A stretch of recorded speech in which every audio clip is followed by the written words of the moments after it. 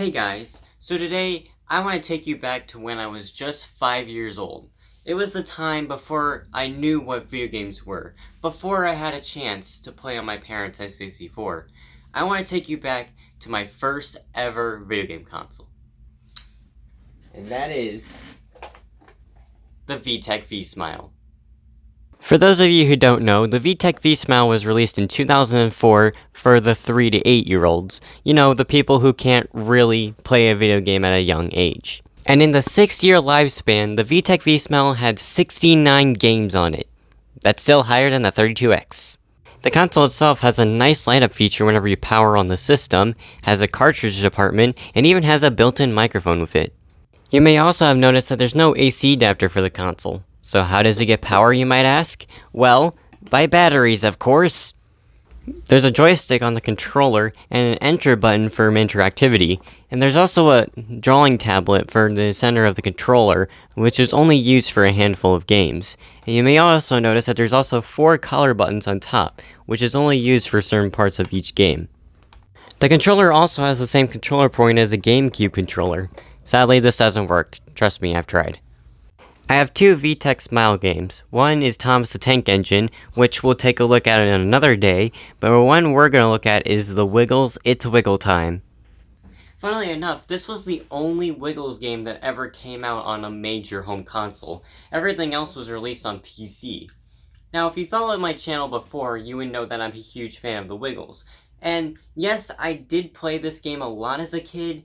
I don't really have any fond memories of it, just sort of flashes of it here and there. So, it's been a while since I played this game, so why don't we pop it in and have a look. So the plot of the story is that the Wiggles are invited to a big concert show, however they need their friends and their instruments in order to play at the show. And now we're on to the main game mode. The first game mode we're gonna try is Greg in the big red car. How the heck did he get in the big red car like that? There's not even a door on the big red car. I also like how he puts the seatbelt on before he gets in the car. And you know what? Thanks to the Wiggles on VTech V-Smile, I can now learn to become a racist! So all you do in this game is just collect the same 3 letters over and over again, while occasionally avoiding sidewalks and crossroads. And whenever you get hit by the crossroads, all he does is just bounce backwards, because that's how cars work. Occasionally you will have to stop at a stop sign in order to answer a question like, what is this item? However, it doesn't matter if you get it wrong or not, because whenever you get an item wrong, it just gets rid of that item and you can just try again. So there's really no point to it. And also, thanks to this game, I can not only become a racist, but I can also learn how to become a porn star! Greg, you will always be my favorite Wiggle, but this game sucks. Next up is Murray's game, which is basically just Greg's game, however you're collecting numbers instead of letters. However, every single time you collect a number, he says this. Every single time you get a number right, he says that. And occasionally you do have to do a mini game like before, however, again, there is no point in getting it wrong whenever you can just try again. Also, the next step in our list is terrorism. Eventually we do find Henry the Octopus, although I think he's trying to eat our soul. Next up is Anthony's level, and this is the one level that I have most memories of as a kid. Do you wanna know why? Because it's the most boring and tedious thing ever. This is all you do, you just collect fruit and that's it. There's nothing else to it. I mean, it just never stops, it just keeps on going. Lastly, there's Jeff's level, which is simple adding, like 2 plus 5 or 2 plus 3. However, if you were a kid who didn't understand basic math, you're most likely just to press every single number until you get it right, since there's no penalty in getting it wrong. But then I got curious, what happens when you actually die in this game? Well, whenever you die, it gives you the simple wah wah wah,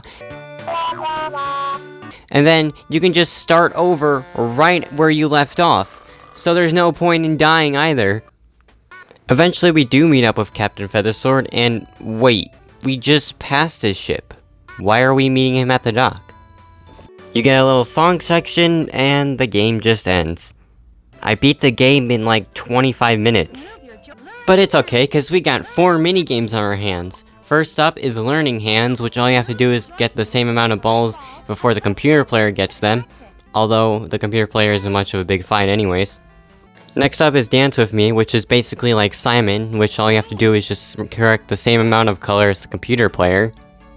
There's Keep the Beat, which you just have to press the buttons at the right amount of time, and I'm gonna choose the hardest song because I'm hardcore. And even though I chose the hardest song, it's still pretty easy. I mean, come on, where's my Through the Fire and Flames? And with this, I got a perfect score. I must be the best video game player ever. And the last minigame is called Shake My Feather Sword, which sounds so wrong I should call the authorities. And for this minigame, all you have to do is collect the same pattern in the same amount of order. However, I find this minigame the most insulting out of all of them. First of all, they give you 30 seconds, like they expect you 30 seconds in order to press one single button. And second of all, whenever you get one wrong, they just give you it to you anyway. So there's no point in even collecting the right amount anyways. Well, the last thing we can do on here is Music Room, which we can use the built-in microphone for. Fruit salad! Yummy, yummy! Fruit salad! Yummy, yummy! If you want a good Wiggles game, try the PC games. There are way more things to do, way more interactive stuff, and way more learning tools.